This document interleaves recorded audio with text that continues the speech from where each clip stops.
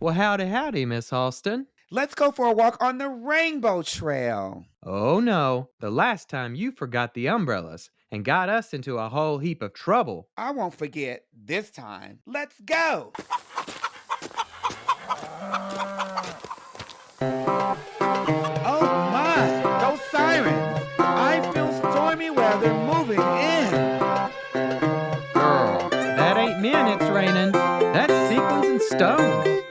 And we ain't got no umbrella. We better run.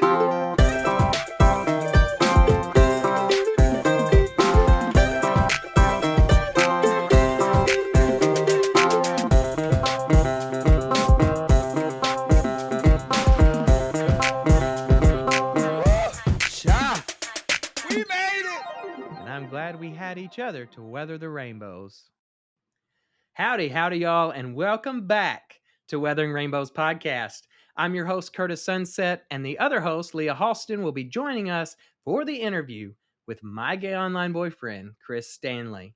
Now, this is the most I've seen Chris Stanley open up in quite some time. He does his vlogs, but these are the questions you all have been pushing him to answer for some time. We put him in a hot seat, we ask those questions, and guess what? He actually answers them. So he's not skating around the bush anymore. But first, this is a super special episode for us here today because it is our 1 year anniversary. For those of you that don't know or that are just joining us, Weathering Rainbows podcast started 1 year ago on June 12th, 2021. We're releasing this a little soon, but it's Friday. We love you. Enjoy it before the weekend gets here, and you probably won't remember anything. So enjoy it today. That being said, it is our 1 year anniversary show. We're super excited about it, and we've got a couple big announcements before we hop over into that interview. The biggest announcement of them all. Are you ready? I have been working with such an amazing, incredible content team, content creators, musicians, all kinds of people, and I brought all these talents together to produce an amazing show. For the first time ever, we are announcing that we will not just be a podcast anymore. We will have another show, and that show is going to be a comedy show, just like SNL, all that, those kind of skits and comical bits that is entirely focused around a rural gay town. And the idea behind it is this town is entirely made up of gay people called the Rainbow Holler. Well, Rainbow Hollerins, wake on up. It is Pride Month. But that's no different than any other day because here it's Pride Month all year long. That's right, Rainbow Holler, where the body count is unknown, but I guarantee you it's always growing. We hope you're up and ready and fierce and wearing whatever you want to wear here in Rainbow Holler, your cowboy boots or your diamond-studded necklaces. Kurtis Sunset and Leah Halston will be on the radio every day off. You're guaranteed to hear some amazing music here in the Rainbow Holler from our local people like Eric and Tayzzy. Rainbow Holler wants to welcome all you newcomers that are LGBTQ and all you other straights that are just passing through. So we want to send you a warm Rainbow Holler welcome. We're kicking off in July of 2022. Yeehaw! Or should I say yes, haw?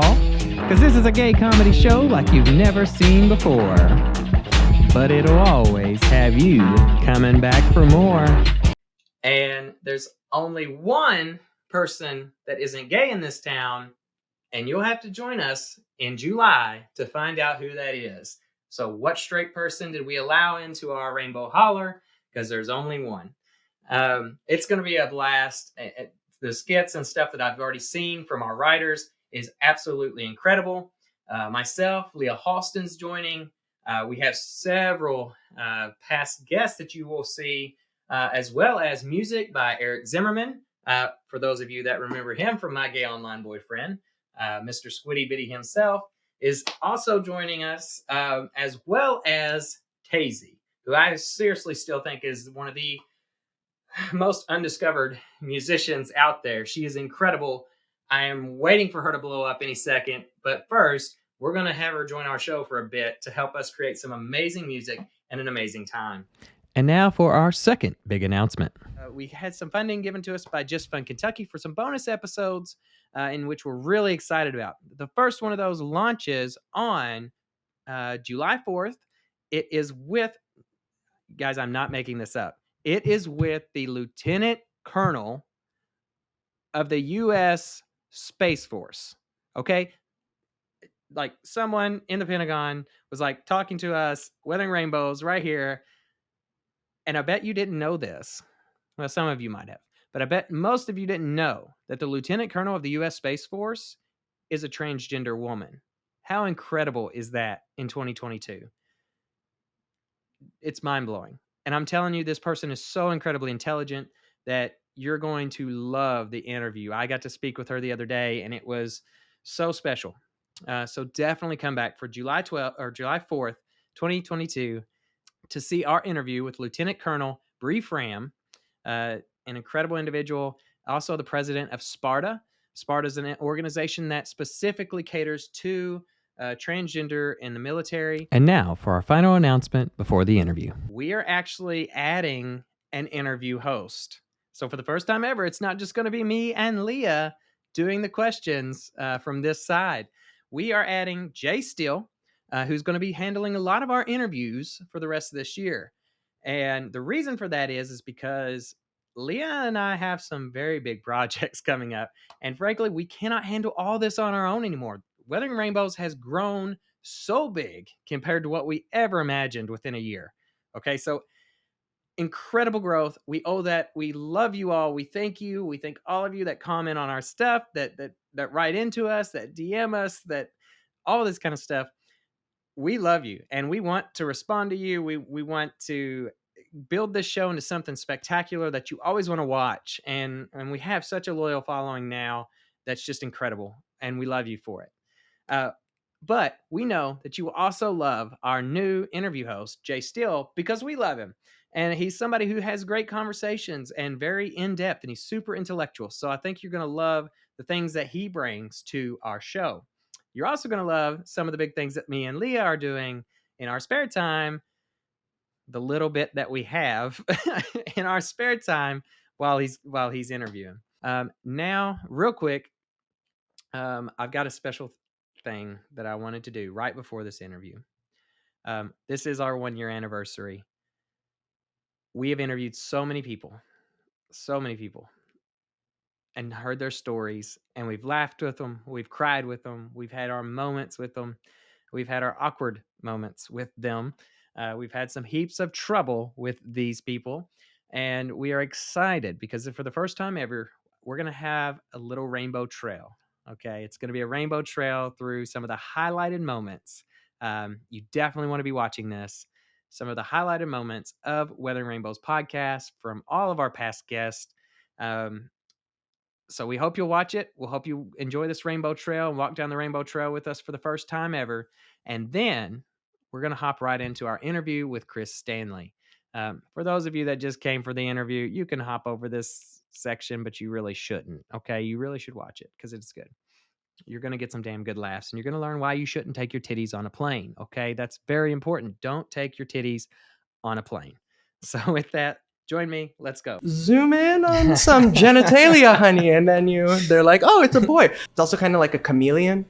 If I'm around a lot of women, I become a woman. If I'm around a lot of men, I become a man. First, I thought, oh, everybody goes through this probably. When we go through puberty, you start liking guys, and then you grow up and you're like girls. I don't know. I had like some crazy thoughts, but my mom considers herself a little bit, open-minded. So she would ask me if, are you dreaming about girls, and I'm like, I don't know what she's talking about. And if you can't walk in a shoe, go to the thrift store and buy you some cheap shoes and walk in them shoes, do laundry in them shoes, vacuum in those shoes, do them. The don'ts are drag. Don't drink and drive and drag. Don't drink and drive, period. Don't drive with a pump on. Mm-hmm. We have a Boy Scout troop there, and I had been a leader for probably about 10 years at the Cub Scouts and the Boy Scouts. I was forced to resign because I was openly gay. And that was the time when I really probably made my biggest step or my biggest move into open activism or public activism. Right. I know you know what's going on. You need to talk to your mom. And at that time, my sister and I were stealing my parents' cigarettes and smoking out on the bridge. So I was like, shit. I was like, all right, I know what this is about. I'll tell her in the morning. So in the morning, my mom approaches me in the kitchen. She's like, hey, so Ted told me, you have something to tell me. I was like, yeah, I've been stealing your cigarettes. Tasha and I are smoking out on the bridge. She goes, oh, I know the packs. I look in the cartons. I see that they're gone. Like, I know you're taking the cigarettes. I was like, oh, well, then I don't know what I need to tell you then. She's like, I heard that you're gay. Going through an airport and my checked bag was like half a pound over. So I'm like, all right, put something in your carry-on. And so I grabbed my breast forms because they have little weights in them. So it had a little weight to it. I'm like, well, that's probably half a pound right there. Cool. Tossed them in my bag. Yeah, the guy at security going through pulls them out. And he's like, sir, what are these? So they've got me on the side asking what these are. And I was like, well, I'm an actor and I sometimes do female roles. So those are my breast forms. He said, well, what are these in here? I was like, well, those pellets are to weigh it to give it, natural weight. You have to demonstrate when you do it. And at that point, I was told that if I was a terrorist, this would be shrapnel to inflict maximum damage on an airplane. And they may not allow me to go through with my breasts. Don't take the titties on the plane. I didn't really ever understand how I could possibly be who I needed to be. How could I be? I never saw where I could be happy. I never saw that I could live the life that was pre-programmed for me to live. And I'm very grateful. I found some good therapists. I found a bad therapist. My very first therapist tried to sleep with me. Not unusual. I played a game where I wanted to see if I could get him, and then I got him. And I really wish that he had said, "What are you doing? And let's talk about what's going on." But I found another therapist who turned out to be great, and I really credit him with saving my life. And he helped give me the courage to face my family. I got a text from my dad that said, come outside. And I was like, because I'm in like a hotel room with this 28-year-old man, and wow. It's like, and I'm having a great time because I'm 15 and I think that this man loves me or whatever, you know what I mean? Right. And he's like, well, I'm going to come get you. And I was like, okay, well, I'll be waiting here at Walmart, I guess. So yeah, I was like in this hotel with this guy and I was like, we gotta fucking go. Or like, you're going to jail. Like, period. Right. Like, you are going to jail. You've got to drop me off at Walmart. Like, my dad's on his way there now. So it was my first time ever wearing a cock ring. And I had put it on and then I had to pee. So I went and peed, but I didn't take it off when I peed. Oh, goodness. So I peed, whatever. So I come back and I'm about to go on stage. I get my costume and everything, and I'm on stage. And while I'm performing, I started peeing on myself. All down my, and it wasn't like you couldn't see it, because you could see it. And it was because I had the cock ring on. It squeezed my urethra. And I guess as I was deflating, it released the pressure and just peed all over myself on stage. Oh my God. Oh God. When did this happen and what did you do? Finish the number. I don't know. So I know that you're a cop, but you're also a makeup artist. So a little story. When I was in college for my first year, this is prior to moving to Louisville, I met a guy who was in the same high school as me, who was openly gay. And he's like, have you ever been to play? And I'm like, what's that? Right. What is that? I don't know anything about that. And he's like, they do drag shows. I'm like, like drag racing, like cars. Yeah. Like, that's all I know that drag is. Yeah. And he's like, no, like drag queens. And I'm like, hold on, I got to Google this because I don't know what the hell you're talking about. That's great. And so I experienced Play Nashville for the first time, and I was just in awe and fascinated by the art form that is drag. When I made the video, the original video that kind of launched the TikTok, thing, there were so many duets. I mean, there were literally probably thousands, maybe I'd say at least 3,000 or 4,000 duets or stitches. But there were so many of people being just so harsh or so mean or so rude. And so my motto when it first happened was, you know what? I am gonna smother these people with kindness. I'm gonna just flood them with kindness. I'm gonna leave them a positive comment. I'm gonna tell them that I hope that they're having a beautiful day, and that that I hope that they find peace and all that good stuff. And the amount of redneck, straight white men that have befriended me since I left them that comment and said, you know what, I'm sorry. I apologize for making those jokes. I shouldn't have said that, or I should have thought better about this. And who are literally still to this day, I see them on TikTok all the time, and I'll leave them a comment here or there, and they'll make, I see them making more videos now that are like, a little bit more open-minded. And so I think it's those small changes like that has been like the most hilarious experience, like seeing some of these rednecks just absolutely like not know how to deal with someone from our community, just treating them with like kindness, even after they were mean or after they were mean-spirited. This water bottle is not a boy or a girl. It's just a water bottle. And the little girl went on to say, well, it has dinosaurs, and that means it's for boys. And Katie said to this little girl, anybody can like any water bottle they want, whether they are a girl or a boy or a them. And I was really proud of her. Religion is such a huge topic for our guests and our fans. And I think even the people that I don't think I'm going to talk religion to, I end up getting into that subject on the show. So, absolutely. I've talked more about religion on Grindr than probably anywhere right. in my life.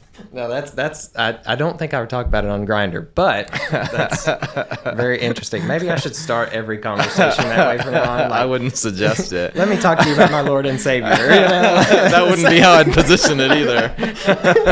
And my mom was talking to my sister about marriage and about respect in a marriage, and she was basically implying that this dude would not respect my sister. So she was like, whenever you all get married to a man, and then she looked at me and said, or a woman, and we all just kind of froze because I was out to my sister but not out to my mom. So I was just like, what do you mean by that? And she was just like, well, I know you're gay. Talking to this guy in Manhunt, pretty cute guy, and I'm like, okay, I think I'm going to go hang out with you. And then this other guy starts messaging me. I'm like, oh, he's cuter. It's like, I want to hook up with him instead. So I totally tell first guy, I'm like, hey, I don't think I can hook up tonight or hang out tonight. Something came up. So I tell Jake, who's still my friend now many years later, ironically, but I tell Jake, I was like, who was the other guy who was the cuter guy. I was like, hey, can I come over? I want to hang out. And he's like, yeah, come over. So I get to the apartment, I knock on the door, and who answers the door but the first guy, because they are roommates. And I am just like so embarrassed. He's like, oh, Jake told me that you were coming over. And I was like, oh my God. I was in the closet until I was 34 years old. I'm 40. But, like my best friend growing up, his uncle was out and open. And I heard a lot of negative talk about him, and I heard a lot of shit talking, and I was a little boy. So, it was real apparent to me early that it wasn't okay, it was not all right to be gay. So I hid. I had crushes on older guys, and I just ignored it, and I stuffed it away, and I hated myself,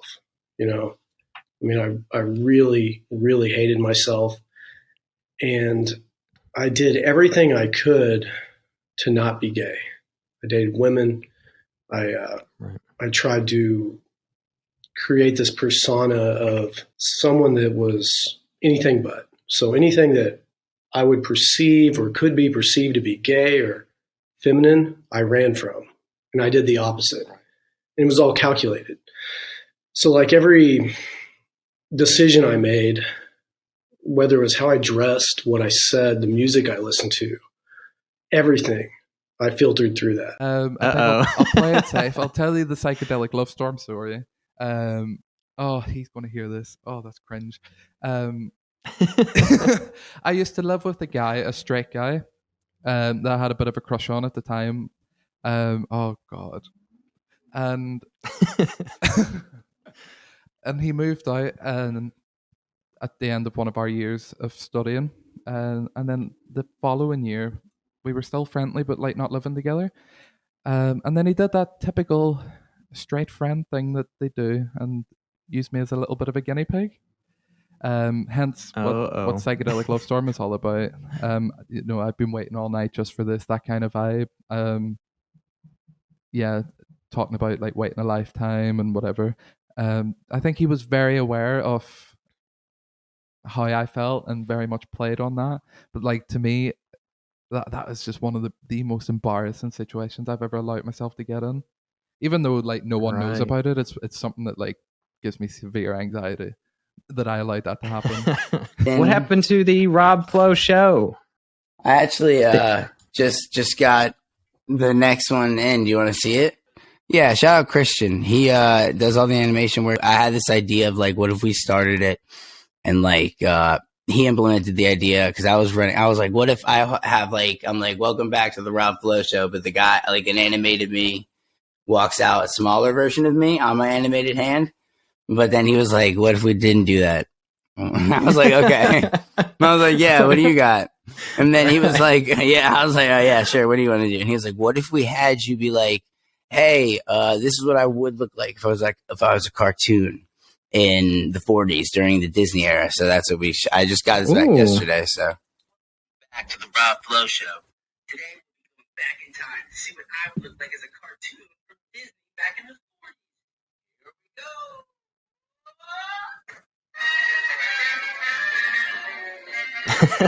You know what I mean? The biggest thing was whenever I did my Here Queer and Read a Rock and Roll spiel on the Miss Kentucky stage. Of course, like it was great, but at the same time, it's really hard to be a queer voice in Kentucky, in pageants, and be fully representative of a community because like as an individual, that's just impossible. I can't be everything for everyone, and I understand that. But I did get quite a bit of backlash, not necessarily from the Miss Kentucky organization, but, just from people on TikTok. The video hit, 2 million views. Right. There were a lot of opinions to be had. And, a lot of people thought like, oh, it's really inappropriate from a pageant perspective to talk about your sexuality. And I'm like, okay, it might be inappropriate if you're a straight person because you're presumed straight. But whenever there's a lot of hardships and trauma associated with your sexual identity, I think it's important to talk about. Actually, I could tell a few stories, actually. But the main one was, I remember I did an interview with someone. And this person, so of course, in the end of the show, the person has the chance of asking me a question. Yeah? Yeah. All right. And the person literally asked me if I was cut or uncut.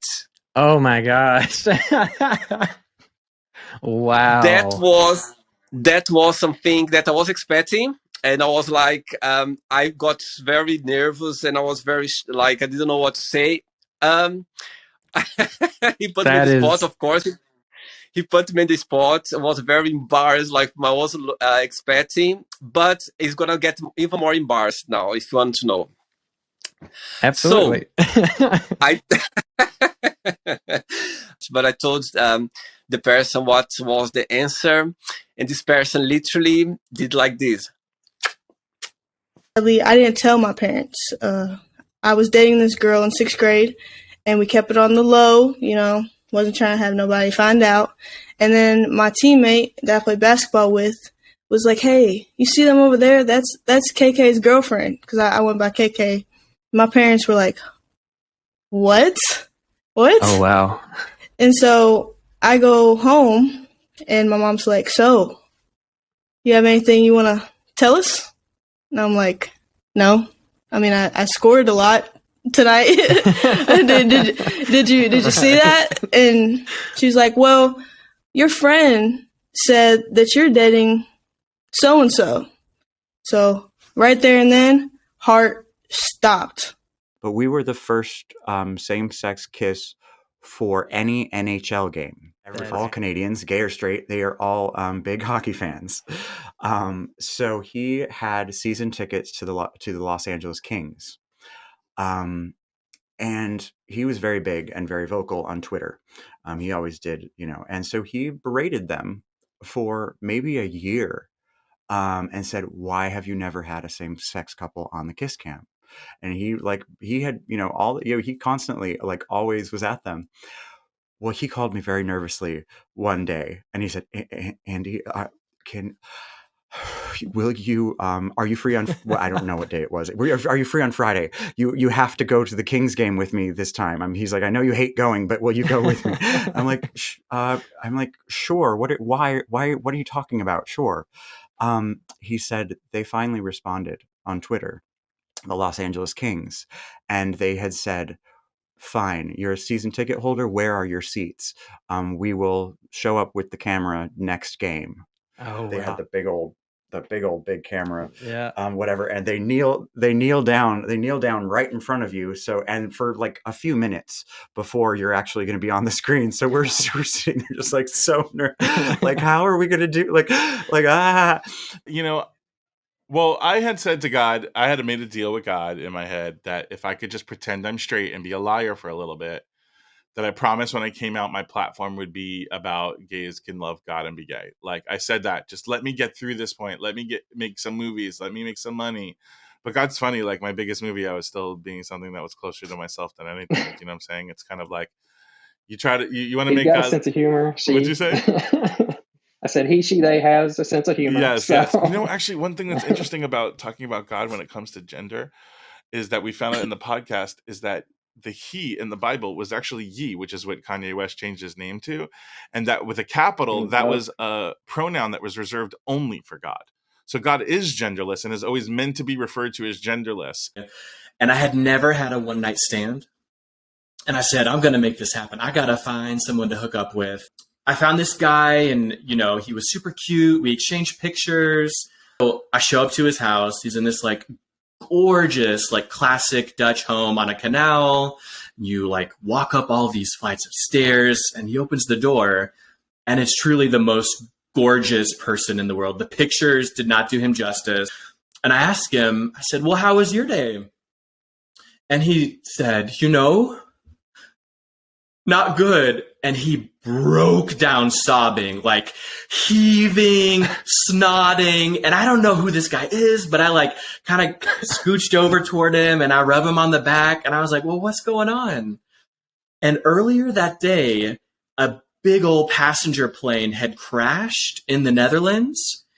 And this dude was a first responder. So he had spent the whole day dragging like burned up people out of this plane, like getting all these bodies into ambulances, into the hospitals. And he's like telling me all this shit that he saw. And like, I don't know what to do. So I'm just kind of rubbing his back. And at some point he pulled himself together and he's like, "I don't think I can have sex tonight." And I was like, "Yeah, I don't think you should either."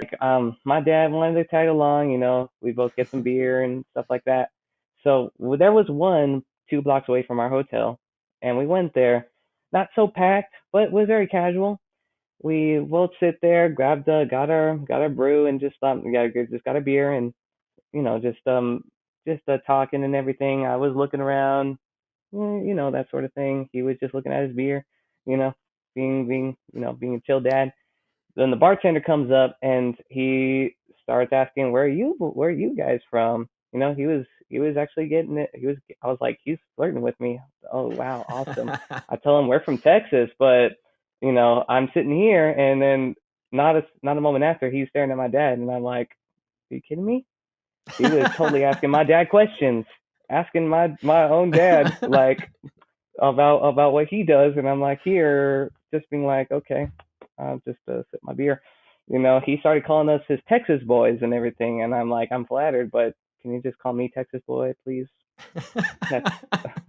And that is great. I can't get over it. And he's even asking, so my dad, what hotel you staying at? I'm gonna try not to get emotional, but I mean, people understand if you do. It's people call me.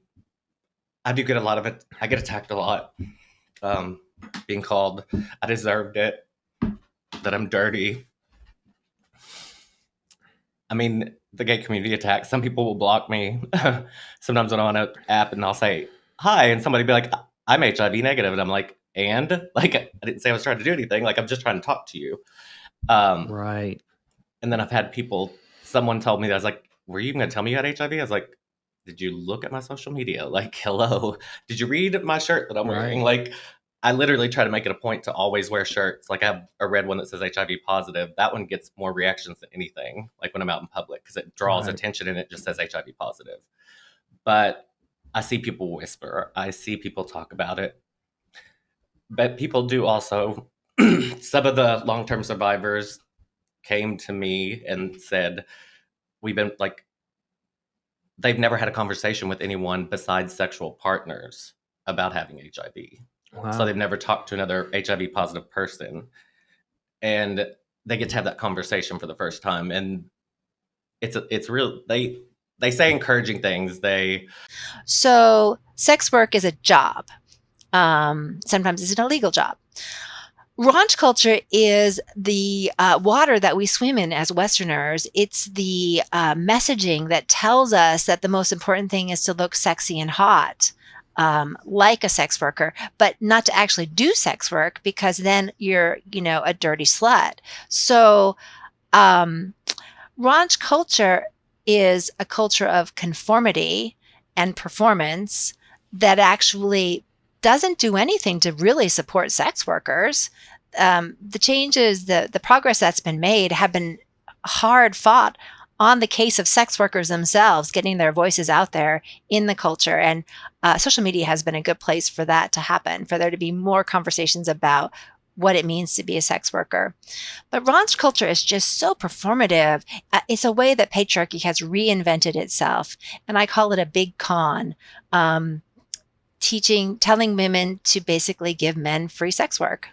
And so I had a couple of friends. I mentioned Steve earlier, who became my college boyfriend. He was my fraternity brother boyfriend.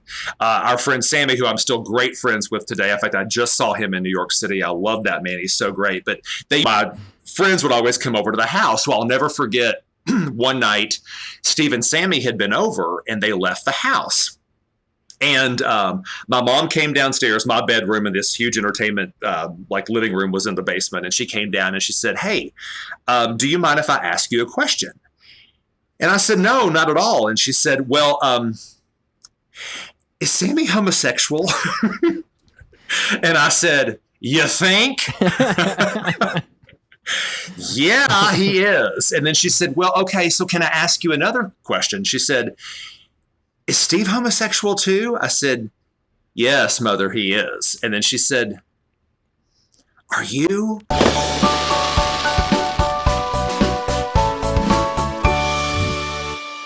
Howdy, y'all, and welcome back to the interview portion of Weathering Rainbows, where we get to interview some cool people doing some amazing things for the LGBTQ plus community. Today, we have the one, the only Chris Stanley, a.k.a. Stan Chris, a.k.a. my gay online boyfriend.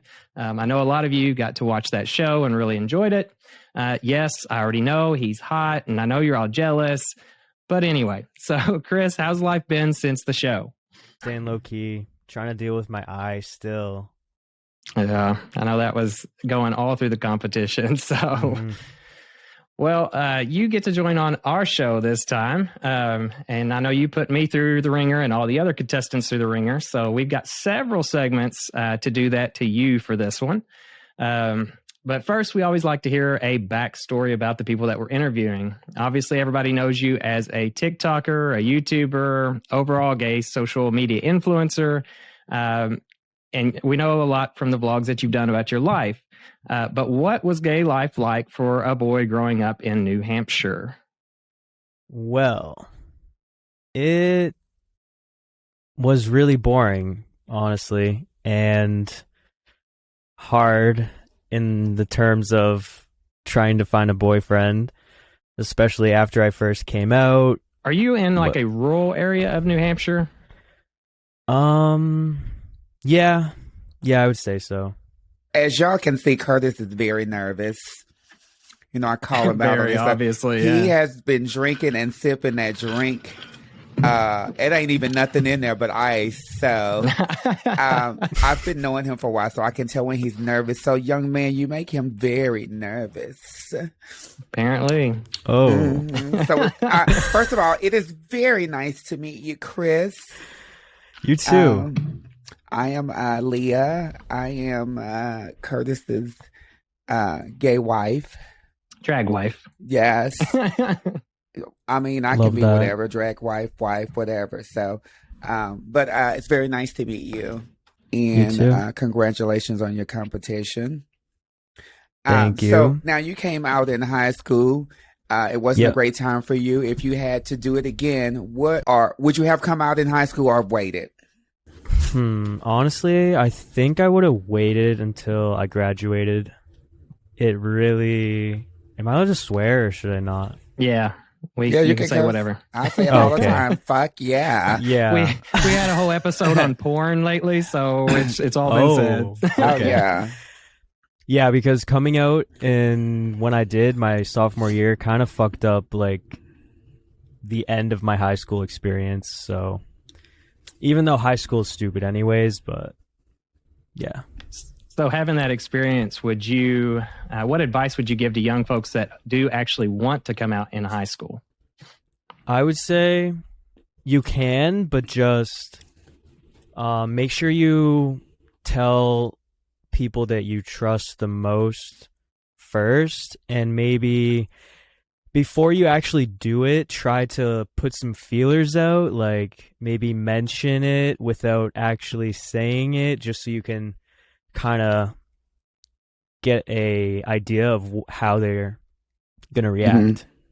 Is what I would say. Yeah. So what I mean, and that can go different for different people. Like, because if somebody's like really flamboyant, and you already know, they may know. Okay, because I know in high school I was very flamboyant, but I was still trying to cover up the facts. So when I finally came out, they were like, "Bitch, we knew," you know, like, you know, we knew you was twisting and.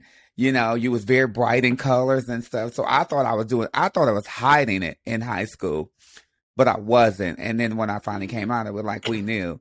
So like, you know, so like, were you in high school, like, were you kind of like straight, like appearing? Yeah. Okay. I was pretty straight, but I always did this thing where when I was trying to be funny, I would act like super like gay, I guess. Yeah. Like, more flamboyant. And so, like, people would always, like, call me a fag and stuff. And, like, well, like, they didn't really, like, do it because they actually thought I was gay. It was just, like, the insult at school, like, among my friend group especially. So, like, I always thought they all knew.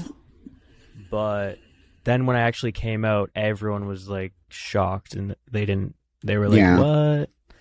So yeah, my friends and even my ex-girlfriends defended me all the way up through like sophomore year of college and told everyone that I was not gay. There was no possibility of me being gay. So I definitely get that like there's no way I would have ever come out in high school. So more power to you for that. I would just love to, like, because it's kind of like I would love to be in the head of like these celebrity athletes that been holding it for all these and finally come out, you know, because it had to be hard for them to hold that in for so many years. And, you know, we recently just had a football player. Yeah. A lot of people in England have been coming out lately. Yeah. Yeah. I saw that.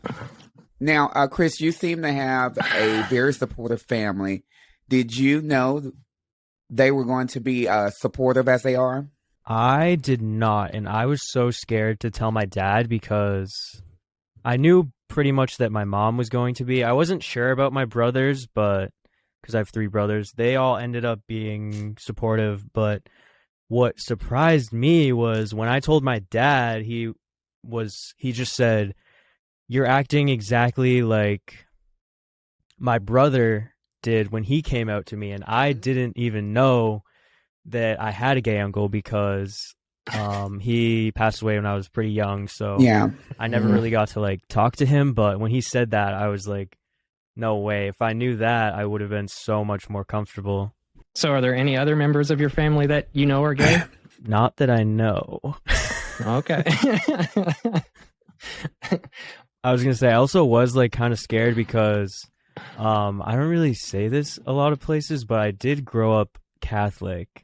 So like I had to go to like Sunday school every Sunday, and like I didn't go to church that much. I was kind of one that went like Christmas, Easter, you know, and then like sometimes, but I grew up in a Catholic family too, so I definitely can understand that. But I also knew at 6 or 7, I definitely loved the same sex. So, but I grew up singing in the Catholic choir and catechism and all that stuff. So, Ooh, you all Catholics. See, my religion, we would have like condemned all y'all because y'all were Catholics. I grew up missionary Baptist. That was some hard shit right there. But yeah. So I do want to kick off with a segment that I think is going to be a lot of fun. We'll get more into kind of your personal story in a bit, but we are going to.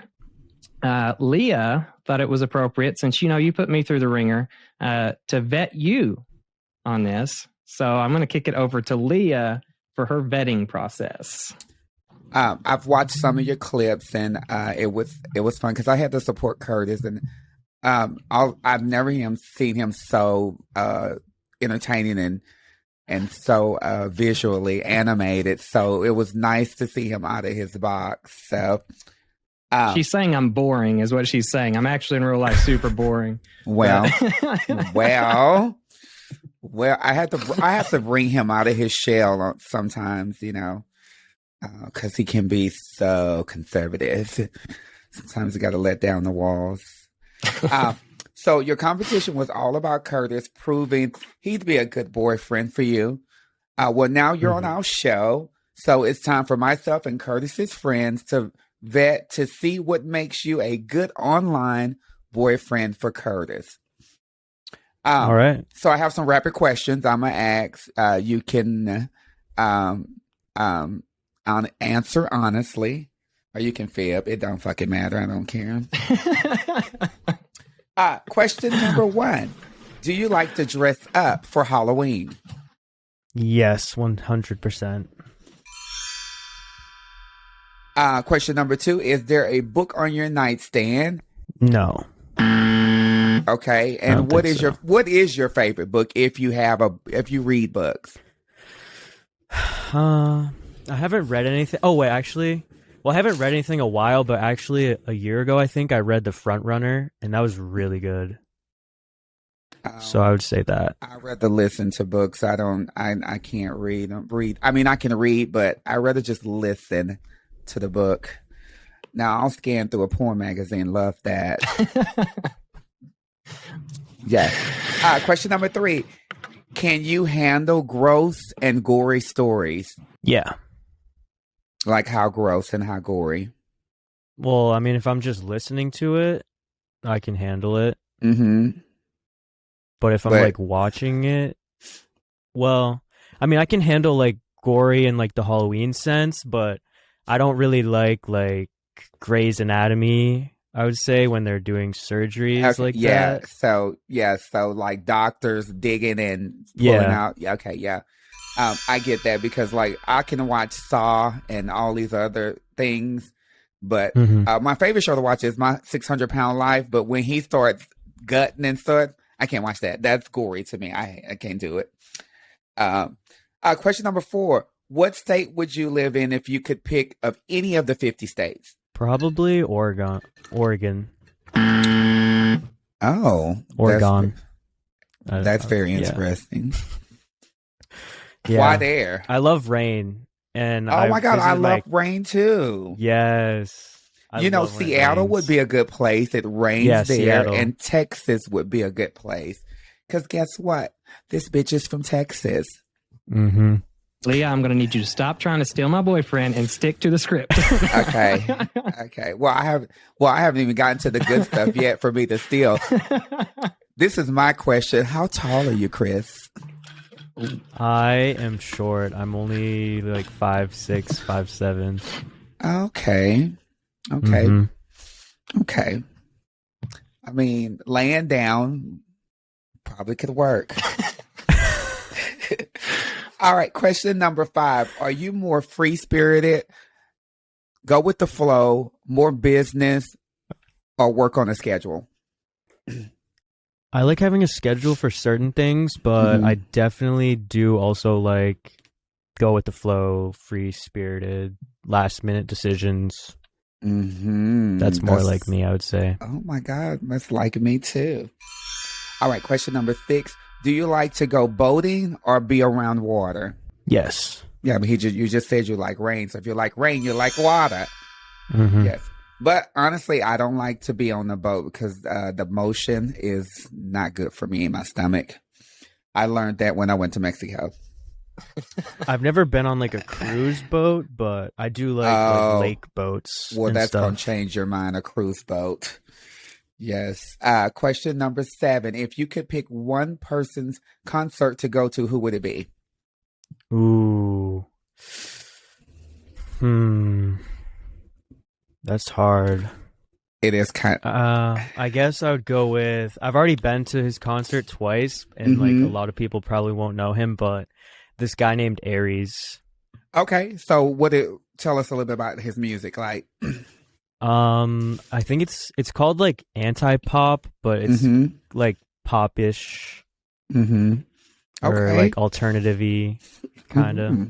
We'll have to look him up and see. Check that out. I love music, so I love all genres. So I will have to check that out.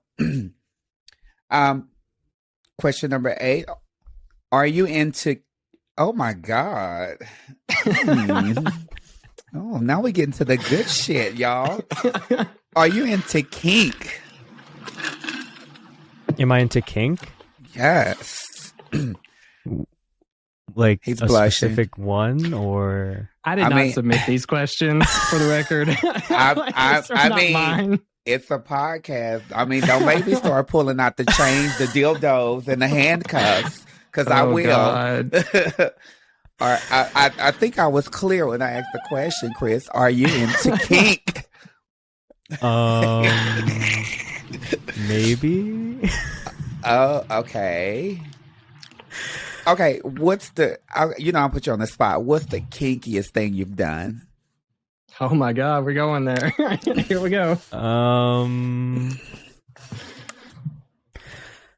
I'm pretty vanilla, actually. Oh Lord! But I guess the kinkiest thing that, like, I mean, some people would think, the only thing I can think of right now is just like eating ass, I guess. Oh, there we go. Oh, listen, I gotta do a love. Yes, love. Okay, we like that. Okay, Curtis, drinking. You need to go pour you another drink, Curtis. I should have brought a drink. Okay. Okay. All right. Now that I've made both of y'all blush, question number 9: Are you intimidated in environments of prestigious or famous people? Yeah. Okay. I would say so. Okay. What makes you intimidated? I mean, well, I don't know. You're pretty famous.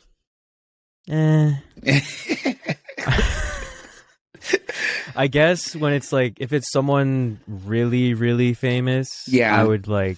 I would compare myself to them a little. I know you shouldn't really do that, but Yeah. I guess that would be why. Yeah. Okay. We get that. Question number 10: when you get married, would you change your last name or force the guy to change theirs? Ooh. It depends if I like their last name, because my name right now is so basic. I mean, Chris Stanley. It's not bad, but if I like their last name, I would be fine changing it, honestly. I always kind of thought maybe do like a hyphen or something. I don't know. Yeah. I think I would do that too, because I love my last name. So, and you've done great so far. And this is a bonus question. If you had a drink, you probably would drink it now, because the bonus question is really good. I'm just playing. The question is, are you willing to share? Because Kurtis is my drag husband. So are you willing to share Kurtis with me? Oh, of course. Oh, yeah. That's so cute. Well, at least he got the most important question right. You know, that's good. All right. So where do you think he stands, Leah, after the vetting? How many of those do you think he got compatible with me? Say about 4. All right. Okay. So just how this all came about. A lot of my friends submitted these questions. I did not submit these because they know me. So do you like to dress up for Halloween? Answer yes. That one you would have gotten correct because I'm big on Halloween.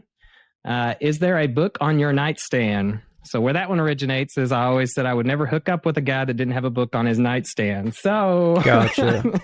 He said no. I might actually have one, but I don't read he's every changing night. his answer. He's changing. No, it I now. don't. So can you handle gross or gory stories? A lot of my friends are doctors and nurses, and I will faint whenever they tell me like anything gross. So they want somebody that can handle those stories so that they can tell them. Yeah, I can't do it. I will pass out. What state would you live in? You picked Oregon. There is no way in hell I would ever live in Oregon. I'm a Florida boy, so I would be going south. Free-spirited versus business. So I'm super business. I always like free-spirited people. Boating. I like boating. All my friends have boats. So I like to be out on the water. Concert. I think that was just so my friends know if they want to go to concerts with you. Are you into kink? I'm just going to skip that one because that one embarrasses me. No, you're not. We're going to answer that. He did. I mean, I think most people probably know I'm into a little bit of kink or a lot of bit of kink. It just, I live by the motto, I'll try most anything once, but most of it not twice. Are you intimidated in environments of prestigious or famous people? I'm in a lot of those environments, I think. So I think that's why that question was asked. They want to see if you can hold your own. And change your last name. I've always said I'm not changing my last name. So I guess that's why that one was asked. So I think you were correctly. I think he got 4 out of 10. Oh, wait. That's under 50%.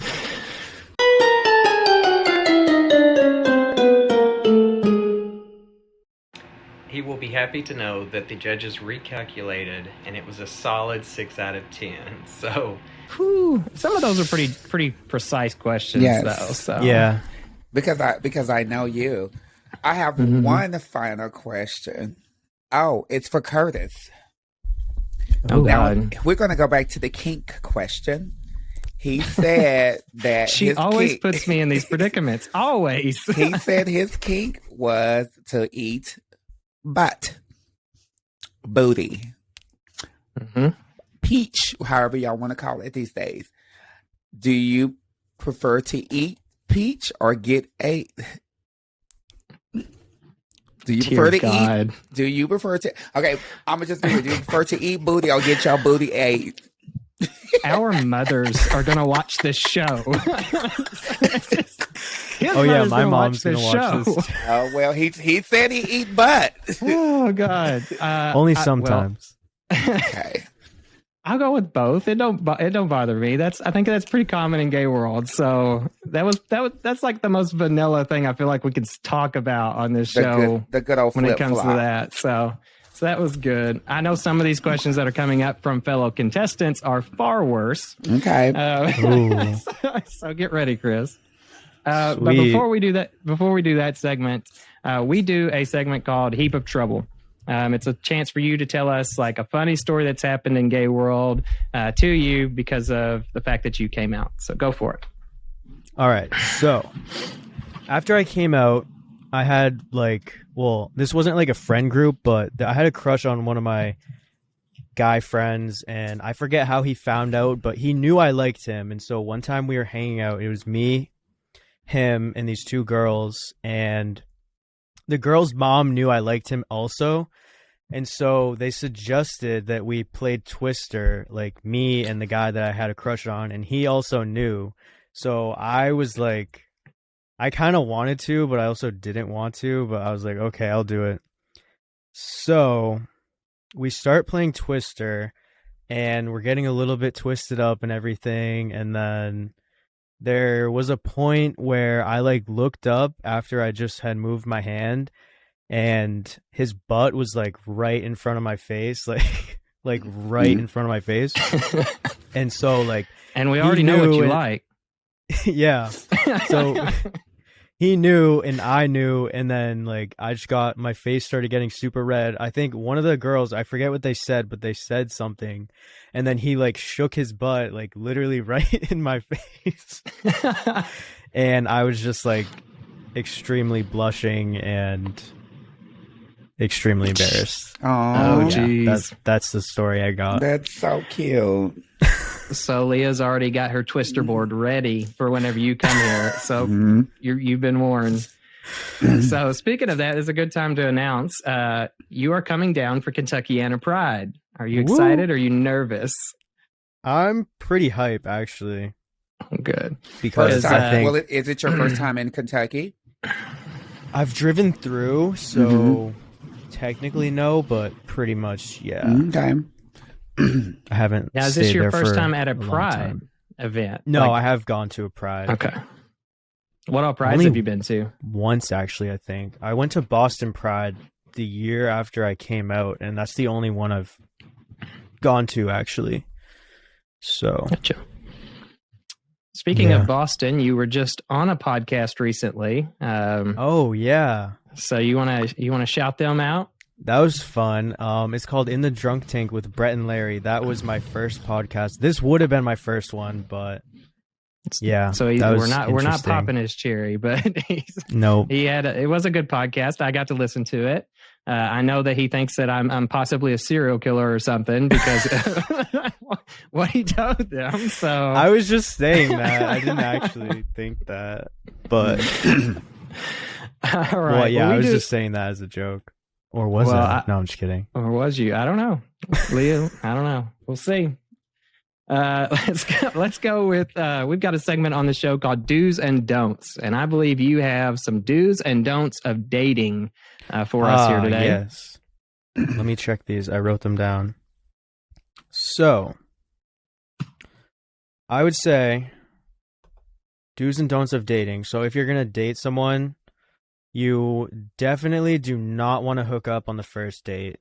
For sure. You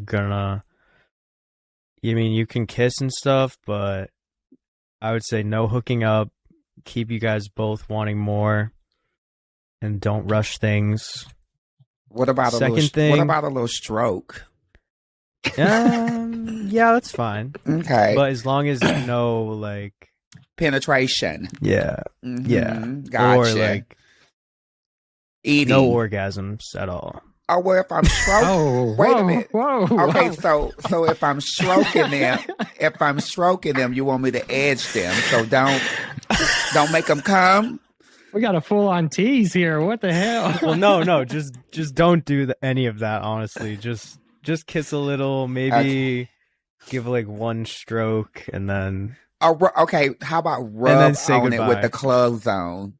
Yeah, that's fine. Okay, don't take nothing out. Okay, gotcha. Yeah. Gotcha. Next, you don't want to suffocate them, but you're going to want to talk to them a lot and make sure that you guys are actually that you actually like each other, that you have things in common, and yeah. So that's lots of talking. number 2. Yeah, well, not too much, but okay. So I'm a little older. The young Mm-hmm. generation love to text, and do you think texting is appropriate when you're getting to know somebody, or should you at some point have a phone conversation? Talking. I think, I like phone conversations, but definitely text them. But also, like, when they text you, do not start answering right away. Yeah. Every single time. You got to make them wait a little, unless you're like already having a conversation with each other. Yeah. Then definitely. And maybe FaceTime. Yeah. 'Cause that helps you know someone a lot more Mm-hmm. than texting. And so this is after the first date. Be safe and use protection until you guys decide you're going to be exclusive, if you do decide that. And that's it. Always use protection. Yes. Yeah. I know a lot of people that say they're exclusive and they are not. So yes. Yeah. True. Yeah. All right. So that was the do's and don'ts. Was that all 6 or 3 or? Oh, wait. I have to do things. I only did 3 things to do. That's fine. That is fine. Let me think of something off the top of my head. Don't get jealous. That's a good one. That is very good. Coming from the guy who was trying to date 10 guys at once. Don't get jealous. I think that's But okay, so like so when you say don't get jealous, like it's hard to I think the most important thing is trust in a relationship. Because like with so many apps out, and so especially in a new relationship, if you meet somebody on the app, they always say, my thing is, if you meet somebody on the app, you lose them to the app, or however you met them, that's how you lose them. I don't know if that's true or not, but true. I have found the younger generation generally do not use as many of these gay social apps as those that are like 30 or above. Yeah. Is that true, Chris? Yeah, I was on Tinder for a little, but I don't really use all the other ones, I guess. Scruff, Grinder, Growler, whatever, all those. Those are the only ones I really know of. But, I Sniff. did I just heard one last night, Sniff. I said, I never heard of Sniff, honey. I'm going to have to get on there. Whoa. That sounds interesting. I think that's one that's like modern day, like gay cruising, from what I understand. Okay. So I guess like a online chat roulette, but a pure like dark gay room or something. I don't know. We're going to have to look this up after the show. Yeah. Well, that's interesting. But so other than Tinder, I don't really use any gay dating apps. It's honestly easier to just find someone's profile on, I guess, like TikTok, Instagram or something, and then send them a message that way. Or you can just like have a full-on competition on YouTube and just call for applications. That I hear that works for some people. I don't know. See, I'm a Snapchat person. That's my favorite. So what are your other 2 don'ts, Chris? Oh, yeah, I just had one.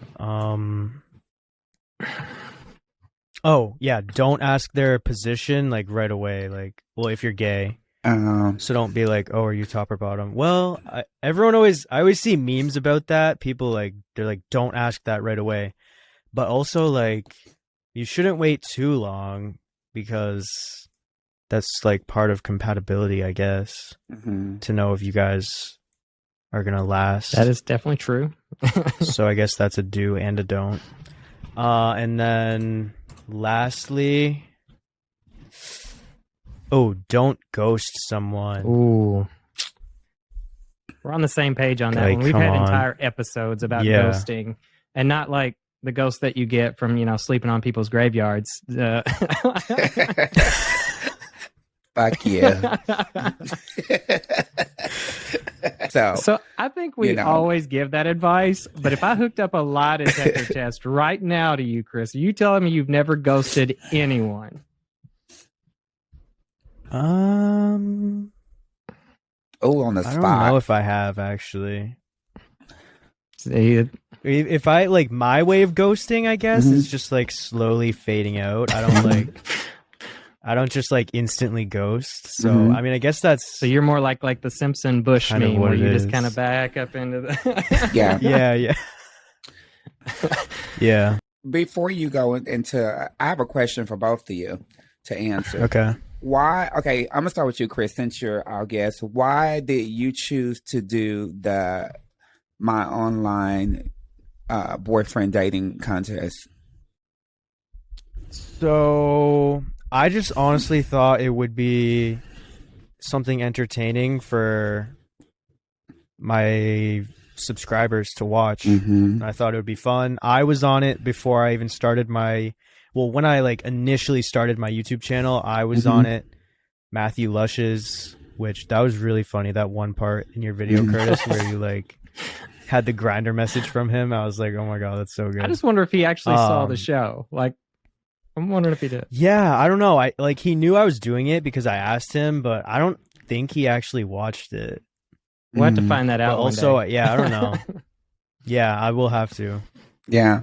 But I just did it because, I don't know. I just thought it would be fun. It was it was easier. Well, I wouldn't say easier, but I didn't really have to think of any video ideas, which I usually have to think of a video to make every week. But that was like 7 weeks where I just knew exactly what I was going to make because I would just film the gay online boyfriend episode. So that was nice, but it was also, if people didn't like it, then they had to wait like 7 weeks before I did a different topic. Yeah. So Did you ever expect to get a 32-year-old lawyer to enter your show? And what was your reaction whenever you got that application? I didn't really expect a lawyer. The 32-year-old, I could see. I was kind of expecting all ages, but lawyer, that's definitely interesting. And my reaction, I kind of wish I had I wish I had people who were this is like shade on the other contestants. Well, not like completely, but I wish I had like more people who were as good at editing as you, who like put in as much effort as you did, because you went hard, and that's like, I like that. Like, I love your submission right away. I was like, yep, he's in. Like, I just knew right away. So cute. Yeah. Kurtis, why did you decide to do the show? Why do you think I decided to do the show, Leah? I mean, clearly you're looking for a boyfriend. Clearly that's what it was. And then when I found out you was doing the show and you sent me the show to look at, and it was Chris, I said, oh, I see why he's doing the show. Oh my God. The sad thing is you don't know how many people gave that same reaction. They're like, oh, yep, I see why you're in this show. But no, I mean, there was a lot of reasons to enter. I mean, Chris has a huge following, the kind of following that I think is beneficial for us too. I mean, we all talk about gay topics and that sort of thing as well. So, and honestly, like, I was getting, and I don't know if Chris could speak to this, but like, once you do so many of like the same type of things, you start getting burned out. And so like, and I was at a stage like with Weathering Rainbows, like we do a lot of interviews, we do a lot of things like that. And I was like, I need something to where I could be more creative and just like flex a little bit with these editing skills and stuff. And so like when I saw Chris's like competition, I was like, I think this will be fun and like a good like mental break for me, like in a good way, not like a mental breakdown, but a good kind. So it might have led to a few mental breakdowns too, I think. So yeah. Well, your editing I was really impressed with the editing when you sent me your first little video, and I was like, wow. And also you did an amazing job on my Melanin Magic video. Ooh. So yeah. Your little Egyptian dance. Yeah. That everybody laughed at and made fun. And I mean, like 1 week, didn't you have like a whole photo shoot for one of the weeks? I was like, dang. Yeah. With our going above and beyond. With our good friend Jay Steele. Jay Steele Photography does those for us, and he's very, very talented. He does a lot of drag photography. So I was like, Jay Steele, I need you to shoot some photos for me. It just worked out. So I want to jump into this because I love these questions that were submitted by some of the other contestants. And just to let everybody else know, I sent out a message to some of the other contestants and asked them to submit a hot seat question for Chris. Some of them are pretty hot. Others are things that people probably want to know. But for starters, I want to shout out, there were 10 contestants. The other contestants were Eric, Dominic, Liam, Grant, Ryan, Austin, Alex, Sean, and albeit brief, we also had Manny there for a half second.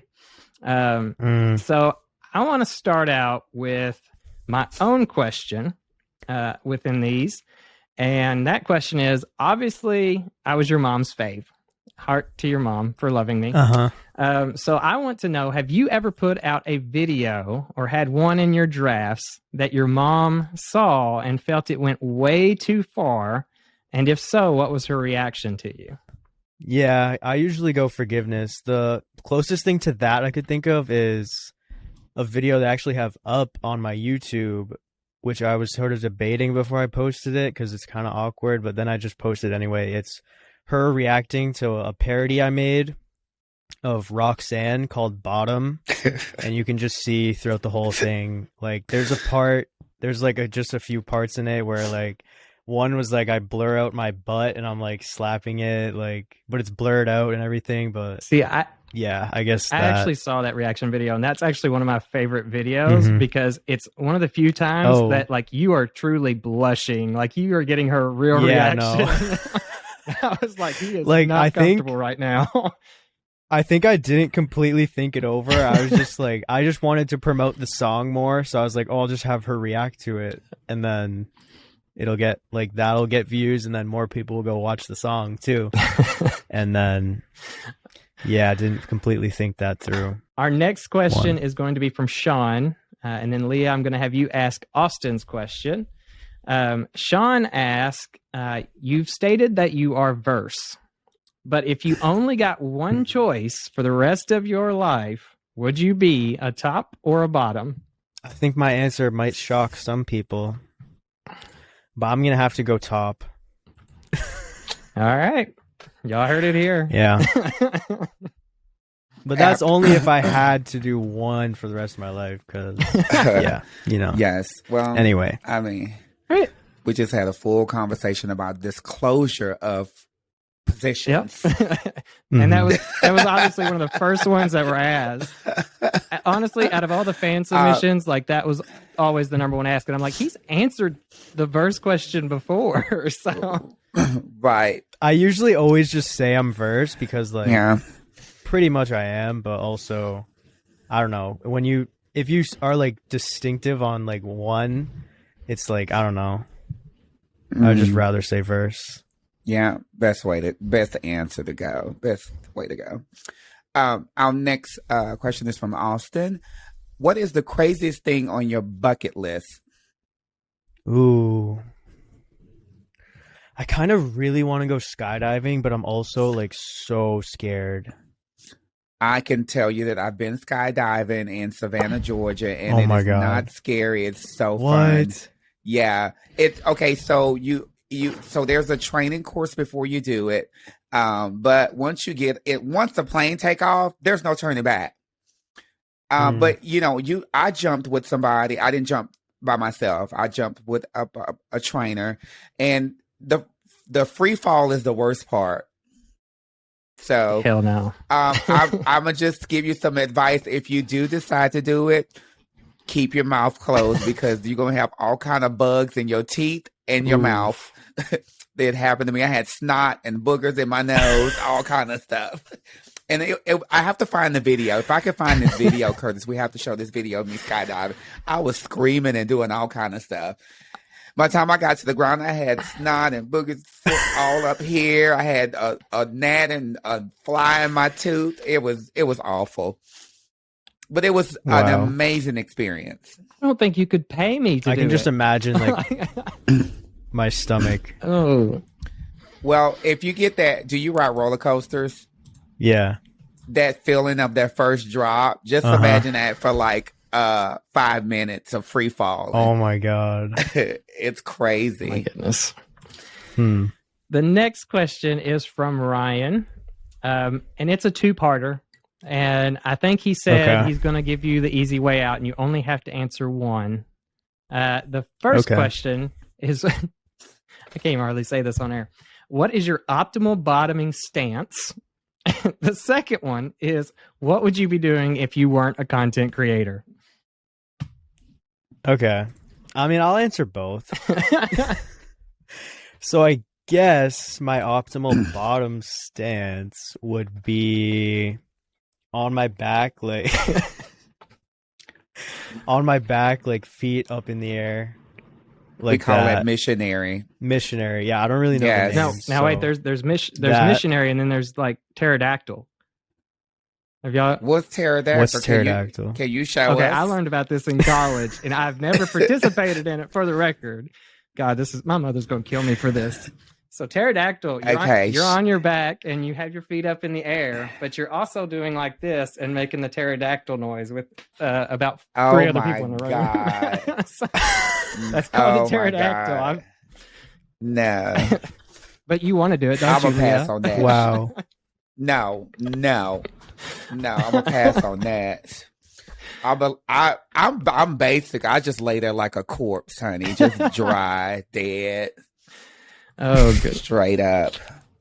I can. Oh my Plank of god, wood. these questions. Oh, and I have what would I be doing right now if I wasn't a content creator? Answer that. So I would probably have. I'm pretty sure. Honestly, if I didn't come out in high school, I like to think I would have went to college right after. Even though, I would have went to college right after, and then probably tried to play soccer in college, and then I would be graduating like right now. I don't really know what major I would have done or anything, but yeah, that's it, I guess. That's amazing. So you went like the Noah Beck route, he wanted to play soccer and then he became a TikTok creator and now that's all he does. Yeah. All right. So next question is from Grant. Hey Curtis, hey Chris. Hope you guys are both doing well and that you're still enjoying the honeymoon phase of your online relationship. Chris, my hot seat question for you is, what is your favorite compliment to get from someone that you're into, and or what compliment turns you on the most? Well, let me go with what turns me on first. Okay. Yeah. No particular order. Actually, I don't even know what I would really say for that. I guess I wouldn't say a compliment, but I like, it's kind of a compliment, like with someone's mouth when they're kissing me. I like making out, I guess. That like turns me on. Okay. And then, so just for my favorite compliment, I haven't really ever thought of it. I guess just that I'm handsome. I don't know.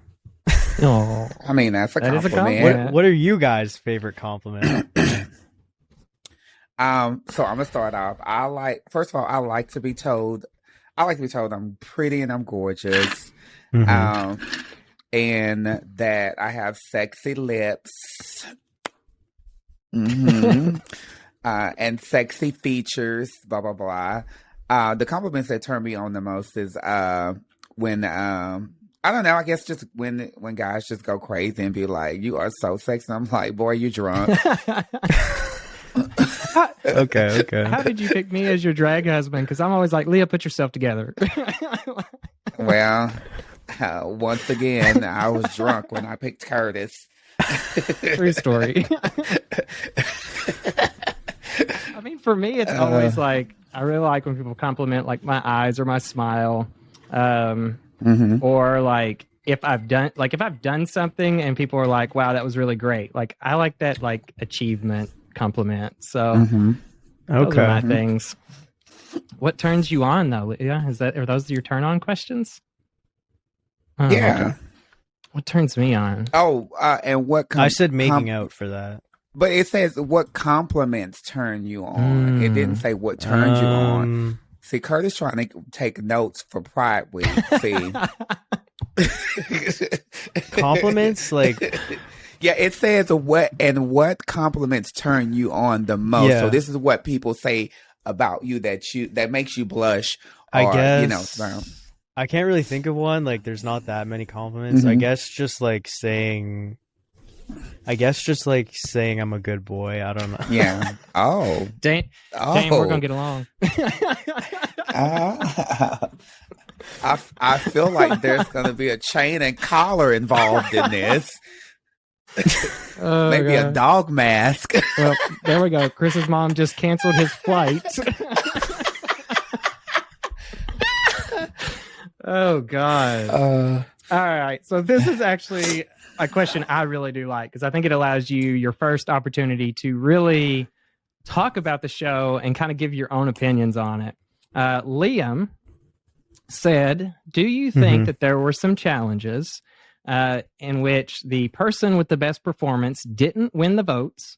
And if so, who should have won which challenge? Ooh. And now I will go ahead and say, to give you a little out, that I definitely think there were weeks in which other people should have won. And I even said that multiple times. So I'll let you answer. I could agree with that for sure. I feel like it like slightly skewed it every week because you put it on your story and you just have a way bigger following. Yeah. So a lot more people would vote for you, and then you would just win every week pretty much. I did take that into consideration a little, like when I was deciding the winner, but like, yeah, I don't know who I would pick to choose. I mean, who I would pick to win each contest individually. So like let's go through the challenges. Look at them all again. I think that's okay. Yeah, just tell me. So in terms of like whenever you first got you got multiple applications that did not get picked. So which of like the applications, like pick two out of each one that you really, really liked each week, maybe. Okay. So for the applications, I would say my top two were you and honestly Dominic. Yeah, he did have a really good application video. I really liked in Grant's the ploy that he did with his shirt in the application video. I thought that was killer. Oh yeah. I initially was like, "There's Grant would be like," I was like, "There's my biggest competition right there." As soon as he did that, because that was perfect comedy. Yeah. Oh no, that was actually so funny. Like I loved when he did that. He's like, "I would never use like underhanded tactics like that." And then like the next clip, he's just shirtless. That was so funny. That was good. Let's go with fashion. Fashion challenge. I sort of forget like what everyone did already. Maybe I would give that to Liam because they definitely looked really good with theirs. And then, well, actually, this is some tea about Liam's. I had to edit part of his because he just sent me the video and then he just sent me a bunch of pictures and I put like the pictures with it. I mean, it wasn't that hard, but still, I had to do that. And then I'm like fast forwarding through the video right now just so I can double check. I think my favorite was Eric's "Murder My Husband" look. I think that was my favorite that week. That was a good look, but I would say honestly, you, Liam, and Grant for that week. Yeah. So then we had Talent Week. Oh dear God, that one was awful. Ah, yes.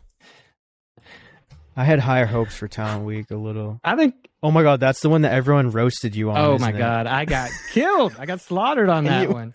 No, that was so funny. After you're like, I didn't realize it was singing and dancing week. I was like, low key true. Once I saw all the other ones, I was like, oh shit. What did you? Okay, so what did you do? So for talent, I like Kurtis? this. I thought it was like I was just like named a few things I'm talented at. Like I'm really good at like shooting a gun, and like stuff like that. And then like I did like what everybody told me to do. All my friends suck, by the way, for telling me to do this. But like you didn't ask me. Yeah, I don't think I did. Because you were always so busy. Oh. But it was like I did this like little thing where like I told my little backstory and did some like inspirational, like I'm good at inspiring people because that's what I do for kind of a living. But yeah, everybody else did awesome things like sing and dance and all kinds of stuff. My favorite for this, honestly, I liked Ryan's video. I thought it was pretty funny. If it was just filmed the right way, it would have been a lot better. Everyone really liked Squiddy Biddy. Mm-hmm. I wasn't like a huge fan. I guess it was okay. Yeah. But, and then maybe Grant, actually. See, I liked... That's what I would say. I definitely liked Liam's drag number. I think they did... Oh, yeah. Pretty good with that. I liked that, but that was also sort of the same thing as... Yeah, the week prior, I believe. The fashion challenge. I mean, it was similar. Yeah. But he was actually doing the whole lip sync performance, too, so... Yeah. I mean, I think, like, the other thing about talent for me was, like, with Eric's, like, he made the music. He did all that. Like, I never made my own music. Like, I always inserted something else. True. So, like, I think that took a lot of talent to put all that together in a week. So I thought there were a lot of good videos that week, except for mine. I thought mine was awful. So comedy. I mean, Kurtis, don't you play the piano? I do. Like, there's a lot of things I could have done. I swear I'm talented, but like I didn't think that it was going to be like that. So, well, you should have asked your drag wife. I misread the goal. You did not understand that assignment. For comedy, I thought your video was hilarious, so I would honestly say you and Liam for that week, probably. Oh. I loved Ryan's too. I thought he like was so much funnier with like the killing of the... Yeah. I thought that was hilarious. That was pretty good too. Yeah. Then, but let's talk about this. So Calvin, during Comedy Week, started roasting the hell out of me, and I don't feel like I ever got a good score from him. Like, me and him are still in a beef right now, for the record. You can tell him I said so. I have had it with Calvin. No, I'm joking. I'm sure he's cool in person. See, this is my show. I get to roast Calvin now. So. He was definitely rooting for Eric. But see, but I think that's because he's gay and Eric's really attractive. So I'm joking, Calvin. Shade, honey, the shade of it see, all. the first comment on this one's going to be Calvin. Like, I hate y'all. So. All right, Poetry Week. Ooh, I loved your Poetry Week. Grant, he fell short. I had higher expectations for him. And then Eric's was really good. Liam's was good. But it was good. And also Dominic. Everyone was pretty good that week, honestly. I thought so too. I thought Poetry Week went really well. I think with we all picked a different style, and I think that was what was so hard a lot. Because I mean, you saw in a lot of the comments, people were really struggling that week to vote, and I think it's because we literally all have a different style of writing and storytelling and poetry. So, because I actually, one of the first things I did after seeing it was I messaged Eric and was like, "Damn, that was really good." Like, definitely write more poetry. All right, and then it came down to the finale. So what did you think of the finale? Because honestly, nobody's ever heard, other than like a 1 minute little reel, all the stuff behind the finale. Yeah. So for the finale, I basically calculated it by, I asked all the other contestants who they thought should win, and that basically counted as a point. And then I asked my mom, I asked Calvin, who they both thought they should win, and they were also split. And what ended up happening is it was basically split down the middle between you and Eric. Yeah. So then either I had to decide, or I had to take into account the votes, which were slightly skewed because you because I have a bigger we're follow. Just winning it every single week. Yeah. But then I also just considered you guys's videos each week, whose I ended up liking just a little bit more and everything. And then that's how I decided that you had to win. Okay, from Eric, what type of collabs do you plan to do with the winner? And do you plan on doing any collabs with some of the other contestants in the future? Ooh, that could be interesting to do collabs with some of the other contestants. I mean, that's always a possibility. I do like in-person collabs better, so that's what I'm pretty excited to fly down, and me and Kurtis get to do some stuff in person. Definitely going to be very clickbait titles with that. So that should be good. But for actual collab, I have a few ideas. I don't want to actually reveal it yet. I like when people just see the video, but I definitely have some ideas. And we've got some over here too, I think, that are going to be good. I think that you'll really like. Now, I will tell you this on the collabs. I am not a TikToker. So, like, that's going to be all your brainchild if we have to do anything there. Because those short videos, I'm not good at. I'm good at TikToks. They're like, they can be really stupid and they just randomly can go viral. So we'll definitely make some of those. I do want to talk real briefly a little bit more about you. And then we will go into what we call the pot of gold question. So as far as you, obviously you've amassed a pretty large following, and you've been banned multiple times on TikTok. Do you ever feel that your bans are appropriate? Do they violate community guidelines? And has that ever like made you want to give it up because of all of that? That honestly really annoys me. And actually, right before I came on tonight, another one of my videos randomly got striked for community guidelines like an hour or two ago. And I appealed it and it's back up now. But my thing is, like, why are they even giving me that in the first place when it's clearly not? So that really annoys me.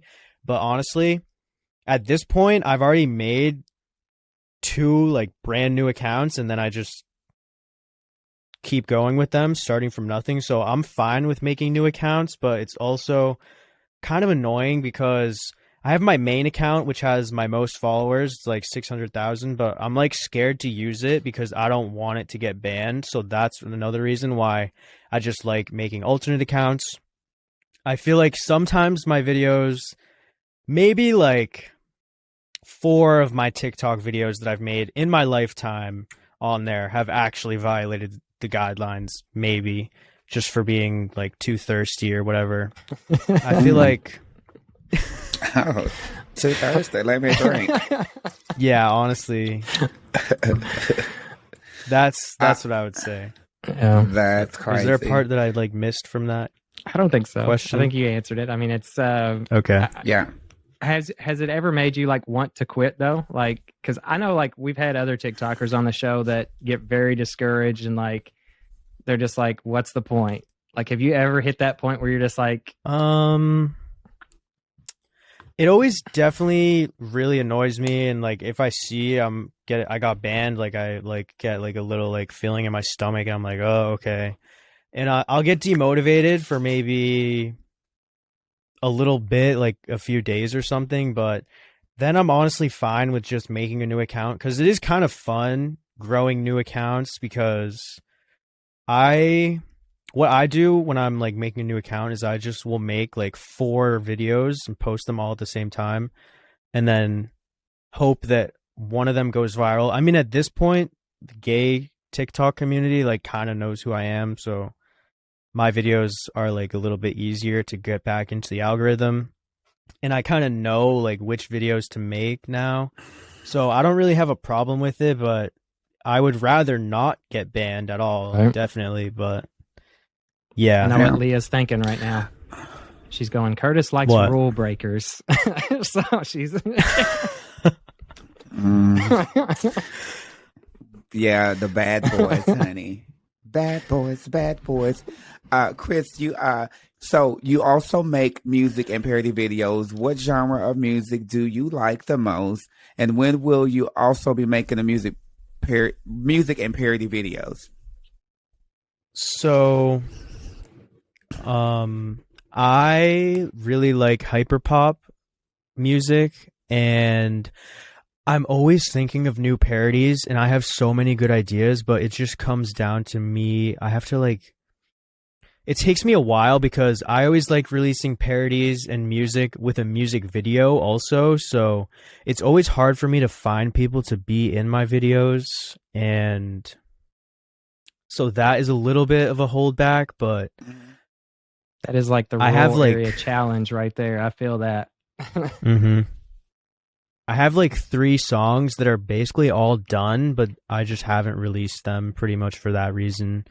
And also, sometimes I finish a song and then I want to change like a small thing about it. So I just I love parodies. Like in the dressing room keep at work, end up pushing I'm it back. Always singing parodies. I should write them down when I sing them, but I don't. Mm-hmm. Like I don't know if you're familiar with like Destiny's Child, that the "Lose My Breath," "Make Me Lose My Breath." Can you keep up? You were familiar with that song, Chris? Not really. Okay. I don't think so, actually. Okay, well, I mean, I'm not gonna give my parody. So, guess someone just came downstairs actually unexpectedly. So it's my new favorite. Here she is. Oh, where's the camera? You're right there. We see you. How are you? Hi. Hi. Can't hear anyone. She can't hear you, but do you guys want to talk to her real quick? Yeah, let her hop on. All right, here. Hi, Mama Stan. Guys. How are you? I'm good. How are you doing? Doing good. Leah, this is Chris's mom. Hi, Chris's mom. Hi, Leah. And this is the mic. Oh, now listen, Curtis. I know Chris probably told you I was going to come and see you He did. during Pride. Yeah, but I couldn't justify the cost. It was going to be too much for me to impose on him. So I'm not coming. Plus, I didn't want him to feel like he has to babysit me or anything. I tried to get my sister to come, but she was not able to. Then I tried to get my aunt to come, who is gay, and I thought she would have loved it, but she's going to be in Arizona for the month. So I'm sorry for that. I do hope maybe Chris will invite you up to New England, because New England's a great time to visit in the summer or the fall, and maybe we can. I do need to go up that way. Hey, you know what? We have a question for you. Okay. So I might have an answer. We asked Chris a while ago if you had ever seen any of his videos that you thought went way too far. And yeah, I tell him that all the time. Yeah. I'm like, Chris, why do we always have to talk about tops and bottoms? Okay. I don't think but it seems like those are the ones that get a lot of responses and views from his fans. So, but still, I think people like other content, other information that he can put out there, the stories, right? Story time, interviews. I told him I am happy to talk and interview anytime. But he's not here a lot of the time. He goes off and does his own things. And, I'm his mom. He doesn't want to talk to his mom all the time. I try to give him his space, and I try not to pry, and I let him do his thing. But I said, you can still grow your audience and like get the parents, right? The supporting parents and even the non-supporting parents. Maybe that's how you bring them on, just to be more accepting and involving of their kids. So yeah. And those are the videos that I don't like. My mom would be the same way. So she would beat me if I did. I just like watch it and I roll my eyes and I go, all right. Because those are the ones I can't brag about him to people, because you know what I mean? It's like, hey, go watch my kid's videos. He's got 65,000 followers, and it's, it wouldn't be appropriate, and coworkers, whatever. So I just like, all right, Chris, didn't like that one, but maybe you'll think of something else to come up with. Now, did he get your poetry gene? The contest. Did he get your poetry gene? He got that from me, I think. I think he got the writing and the creativity and the sensitivity. Yeah, he got that from me. I would say. I'm going to take the credit for that one. Oh. Well, we are so sad that you're not coming with us, because we were all excited. I am too. I was really looking forward to it, but I just couldn't line up my ducks. Yeah, our coordinating producer, I told her you were coming because she's around like your age, and like she loves Pride and everything. And she was all excited. And she's like, I'll have somebody to hang out with. So. Yeah, but because Chris was going to pay the cost for me, and I just thought, I mean, even for him to come, the airfare and everything. So I said, you know what, you go and you have fun, and I'll meet him another time. Well, I'm glad you got on, and to make sure I wasn't like an axe murderer, or, you know, something like that, because I know that's probably why you wanted to come. You know, make sure he's okay. So. No, I knew you weren't. I knew you weren't. You have a special place in my heart, Kurtis. I'm sure someday we'll meet each other, and hopefully it'll be sooner rather than later. Well, thank you. I look forward to it. So sweet. Yeah. All right, I'll give it back to Chris. Nice meeting you. Thanks for having me. Your mom is so sweet. I love that pop in. It was like the perfect pop in. We won't tell you what she said about you, but All right, I'm gonna have to watch now. I forget where we were before she popped in, but there are some fan submitted questions. There's like a few of these. Then I do want to hit our pot of gold question and wrap this up.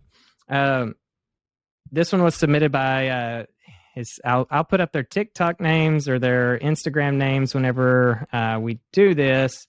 But this one says, as of now, do you foresee My Gay Online Boyfriend becoming a yearly tradition?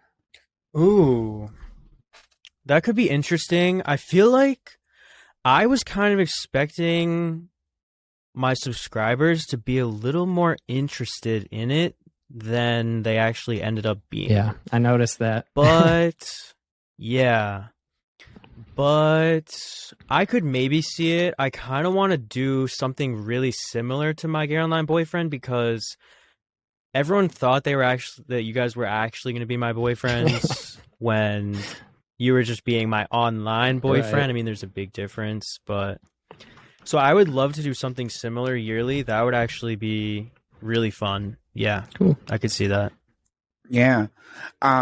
So someone asks, have you ever had a famous person slide into your DMs?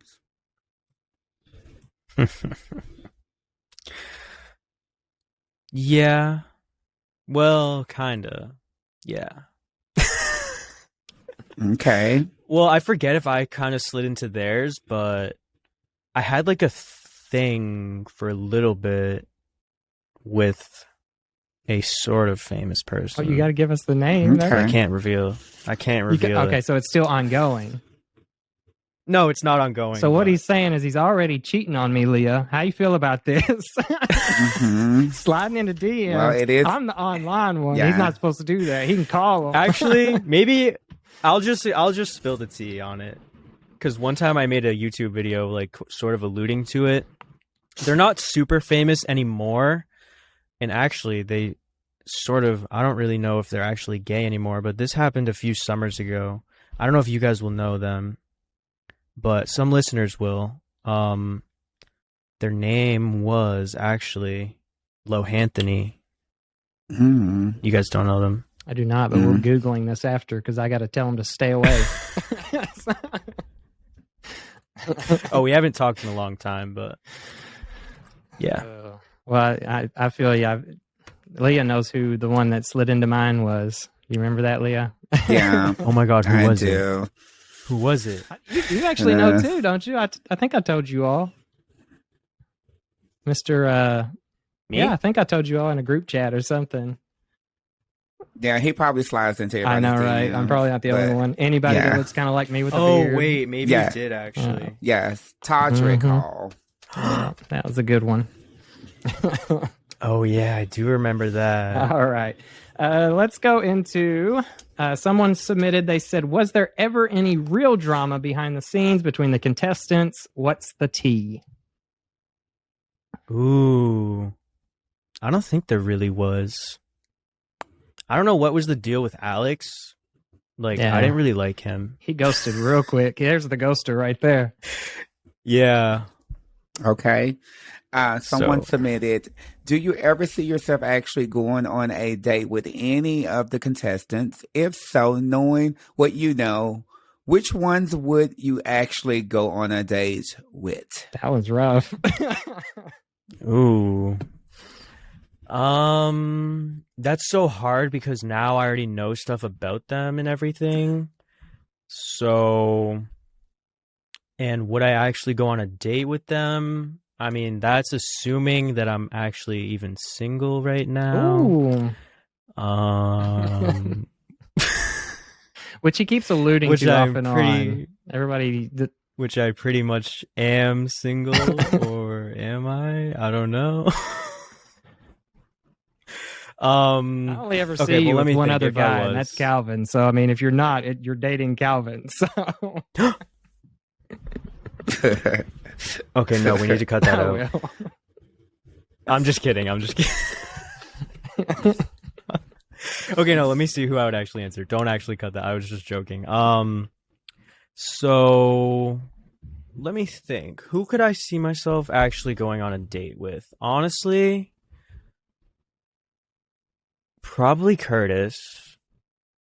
I'm the only one over 30, so that's yeah. I would say honestly, probably you or Ryan. Okay. And no one saw that coming. Yep. I know the ones But that... yeah, that would probably... I always had like a feeling of which ones you actually kind of liked on the show. And clearly I was dead wrong. So... I really liked Grant, actually, but he's like, I liked his personality. He's not like really my type, though. Yeah, he's got that athletic vibe. Who did you think I really liked? I definitely thought you liked Grant. I really did. I thought that was like your number one. Like, I was like, they are going to date after this show for sure. That was my feeling. I also think, like, I thought you had a like little thing for Austin going on. Like, I thought that was kind of like, but. That's somebody I was really like rooting for early on, because I was like, his videos, like they kind of continuously get a little better, and like you could tell he's learning. So I'm looking forward to seeing him like later on. You know, his cake video was pretty damn good. This is our last fan submitted question. Some folks were incredibly vicious to you and the other contestants throughout the show.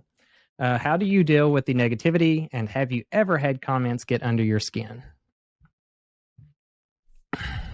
True. Wait, you don't think they meant that like they were vicious towards you? I think they're saying like vicious towards both of us. Like, oh, okay. Yeah. I mean, honestly, if I could just tell anyone who was doing that, if you really don't like the video, just don't watch until the series is over. I mean, it kind of annoys me, but honestly, they always say you don't know you made it until you got haters. So that's how you know you're actually getting a little... That's true, though. They honestly do. Yeah. They are kind of annoying, like, seeing that. It's just like, okay, you really took time out of your day to say this rude thing. Like, okay, I guess. It's just sort of annoying. If I ever see one that really annoys me, I will... Well, if they comment multiple times on multiple videos, just leaving negative comments, I might just block them and say, okay, you're done. Like, I don't really care what you have to say.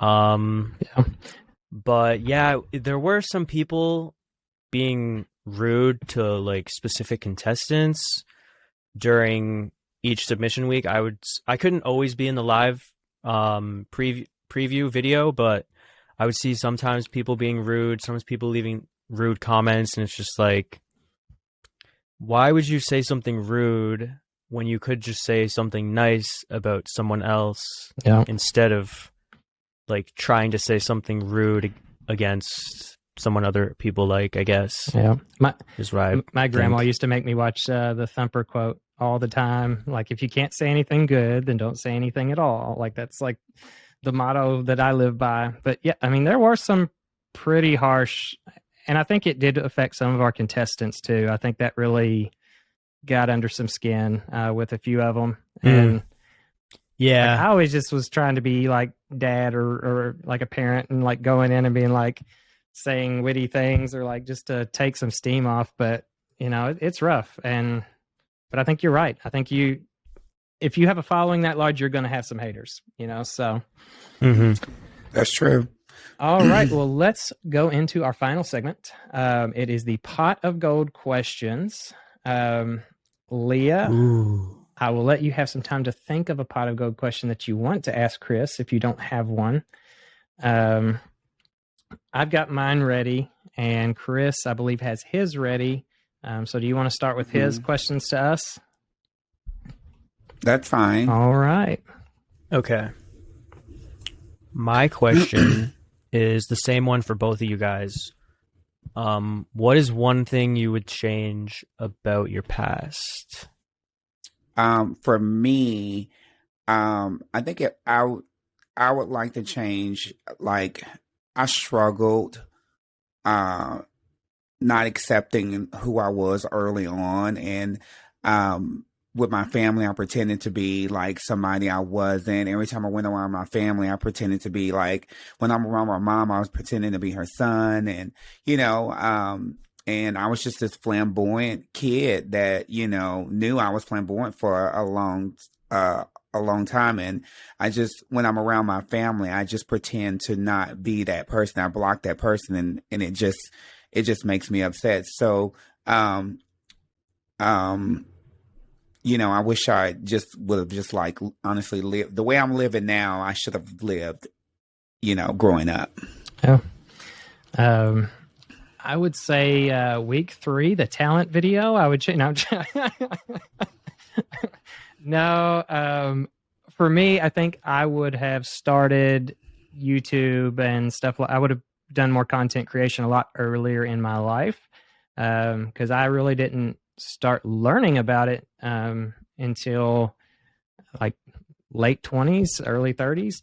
And I love it. I love that I get to connect with people the way that I do now. I get to interview people from all across the world and learn their stories and all that kind of stuff. And lawyer can be so boring. So that's definitely, I would have definitely started that a lot earlier.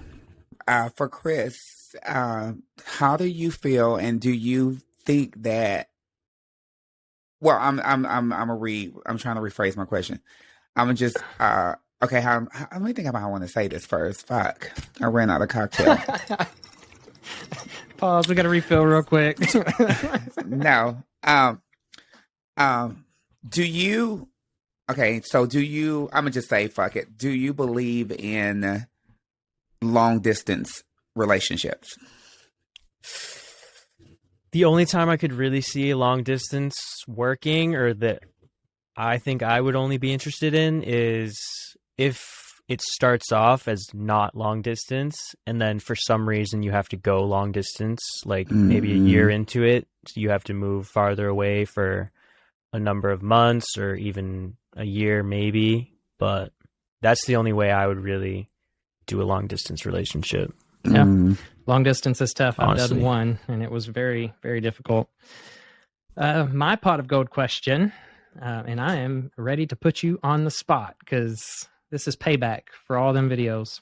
Out of all the contestants, if you had to pick one for each category, no repeats, who would they be? Date, marry, hook up. Ooh. That's hard. Okay. I feel like after doing this, honestly, I know you the best, so I'm just gonna marry you. Now for date and hooking up. Your mom is so happy right now. Like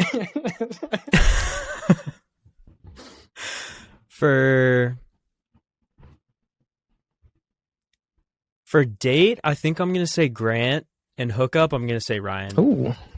All right. Yeah. I think that is a great way to end the show. We are looking forward to hosting you for Kentuckiana Pride. You're arriving on June 16th in time for the Chill Bar kickoff. So Leah's going to be hosting that. And then we will be making some content, hopefully the 16th and 17th, leading us into Pride, Kentuckiana Pride on June 18th. I know I'm excited because we get to see Tovlo. I will leave you for Tovlo. Yes. I will take Tovlo for sure. Well, thank you, Chris, for being on our show, and we look forward to seeing you. Yes, Thanks for Chris. having me. Can't wait to meet you and see you. You too.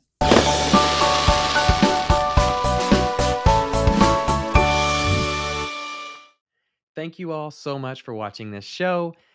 This show would not be made possible without people like you all that are loyal listeners. If you are new to our show, please go follow us on YouTube and on our Instagram at Weathering Rainbows. It's pretty easy to find.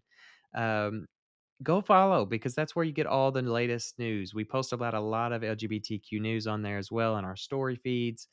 So it's so important that we have people like you all to continue our growth. There are so many people to thank for this 1 year of amazing growth, including you all, including our amazing co-host, Leah Halston, and then one person truly needs huge thanks, and that is our amazing coordinating producer, Amy. This show would not be made possible without her help, without her diligence in getting us wonderful interviews, some amazing stories. She is truly the one that helps shape this show and makes it into what it is today. I'm going to allow her to say a few words to close out this 1 year anniversary. We hope to see you all at Pride. Really looking forward to that. You're going to see us in the parade and everything. So come out to Kentuckiana Pride and we will see you there. At the very end of Amy's, we're going to close out in a little bit of a different way as we play for the first time ever Tayzzy's new song that she created for Rainbow Holler. I hope you all enjoy it, and we will see you soon. Happy 1 year anniversary, Kurtis, Leah, the Weathering Rainbows team, and our Weathering Rainbows family of followers. I'm Amy, coordinating producer for Weathering Rainbows podcast. And I love being the coordinating producer because I've been an ally since my days in elementary school and ballet classes growing up. I love meeting so many amazing people and being able to bring you their stories, advice, and resources to those who may need a virtual hug and support that you may not have in your little part of the world. I want our Weathering Rainbows family of followers to know that you can message our team with questions, concerns, or possible interview ideas.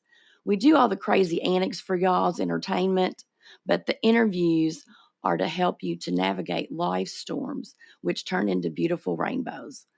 Thank y'all so much for making our first year so awesome. Y'all come back now, you hear?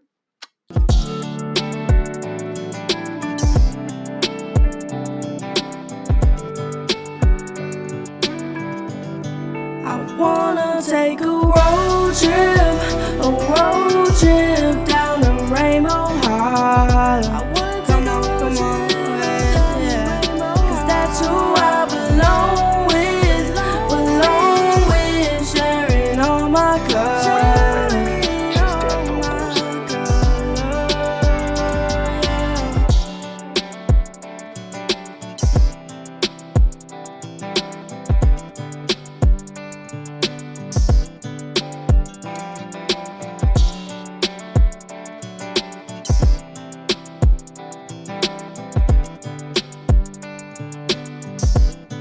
I wanna take a